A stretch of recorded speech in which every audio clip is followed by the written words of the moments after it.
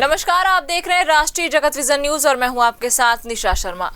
छत्तीसगढ़ के दंतेवाड़ा जिले में ग्रामीण अब खुलकर आरती स्पंज एंड पावर लिमिटेड का विरोध कर रहे हैं। इसी कड़ी में ग्रामीणों का आरोप है कि कंपनी को लीज मिलने के बावजूद वर्षों से फर्जी उत्पादन दिखाया जा रहा है, जबकि जमीन पर खनन गतिविधियां नजर नहीं आती। इसी मुद्दे को लेकर बस्तरिया राज मोर्चा के नेतृत्व में ग्रामीणों ने बेलाडीला क्षेत्र के आलनार पहाड़ को बचाने के लिए 5 दिवसीय पहाड़ बचाओ पदयात्रा की शुरुआत की है। आलनार, नंदराज पहाड़, भांसी डिपॉजिट 4 समेत कई पहाड़ों को बचाने के लिए यह पदयात्रा निकाली जा रही है। बस्तरिया राज मोर्चा के संस्थापक मनीष कुंजाम के नेतृत्व में रविवार को हिरोली आलनार पहाड़ से दंतेवाड़ा तक पहाड़ बचाओ पदयात्रा की शुरुआत हुई। यह पदयात्रा 7 जून से शुरू होकर 11 जून को दंतेवाड़ा पहुंचेगी।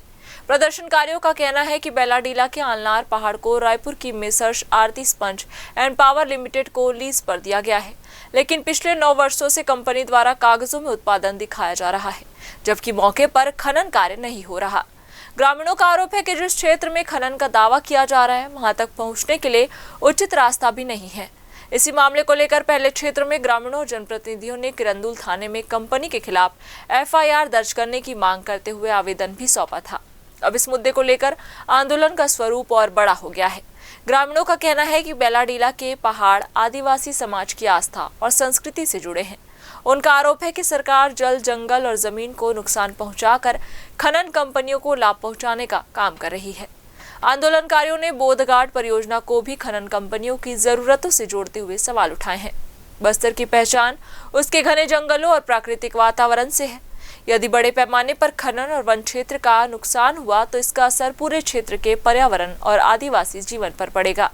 इसी संदेश के साथ ग्रामीण आलनार से दंतेवाड़ा तक पदयात्रा कर अपने विरोध को दर्ज करा रहे हैं। देखिए, ये जो लीज दी गई है 2015 में दी गई है और अभी जो हम लोग यहाँ इस पहाड़ तक पहुंचे हैं, जो आयरन ओर इनको दिया गया है, तो बीच में हजारों पेड़ कटे हैं और ये पिछले जो है 20 दिन से ज्यादा पुराने नहीं है। तो जब से बस्तरिया राज मोर्चा ने ये शिकायत दी है कि ये कंपनी ने पिछले इतने सालों में 3.25 लाख टन माल निकालना दिखाया है, तो जब यहाँ सड़क ही नहीं बनी, पेड़ अभी के कटे हुए हैं, तो माल कैसे निकला? तो ये तो महाफर्जी जो कंपनी है। ऐसी कंपनी को तो तुरंत इनका लीज, वैसे भी 3 साल कोई काम नहीं शुरू होता, निरस्त कर देनी चाहिए थी। तो ये इसको रिन्यूअल करने के चक्कर में है और इन पर 420 का केस चलना चाहिए, तत्काल अरेस्ट होना चाहिए, और वो भी एक आदिवासी इलाके में, जिसको सरकार बोलती है हम आदिवासियों का संरक्षण करें, और सरासर यहाँ धोखाधड़ी हो रही है। तो ये कंपनी पता नहीं जो माल जो 70 एकड़ का इन्होंने लीज लिया है, तो पता नहीं 170 एकड़ या कितना लीज का माल उठा के ले जाएंगे। और यहाँ पर आपने देखा है, आज ड्रोन सर्वे भी हो रहा है, इतना सघन जंगल है, विभिन्न तरह की प्रजातियां हैं और इससे बहुत ज्यादा पर्यावरण को नुकसान होगा। यहाँ आदिवासी रह नहीं पाएगा। आज ये बस्तर ये हाल हो गया। 35 साल जब मैंने पहले विजिट करी है तो यहाँ टेम्परेचर 40 के नीचे 35 तक रहता था और आज यहाँ 45 से 48 डिग्री जा रही है। तो ये क्या है? और आप देख रहे हैं कि ये जो जब से ये पर्यावरण का असंतुलन हुआ है तो हर जगह खतरा पैदा हो रहे हैं।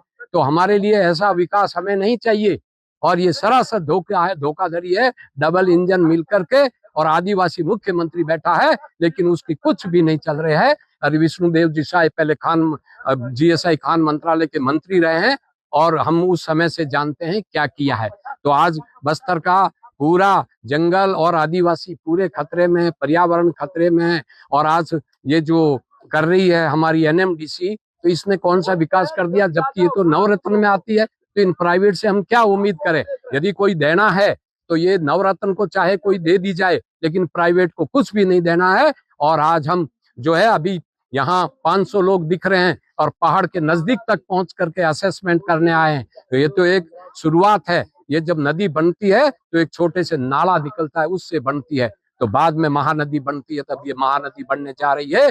और यदि यही स्थिति रही तो आदिवासी केवल बस्तर का नहीं, केवल हमारा दंतेवाड़ा का नहीं, पूरा बस्तर, छत्तीसगढ़, झारखंड और जितने प्रदेश, आंध्र प्रदेश, जहां जहां महाराष्ट्र, ये सब जगह फैलेगा। फिलहाल इस खबर में बस इतना ही। देश प्रदेश की खबरों से अपडेट रहने के लिए हमारे चैनल को सब्सक्राइब करें और नई खबरों के नोटिफिकेशन के लिए बेल आइकन जरूर दबाएं। नमस्कार।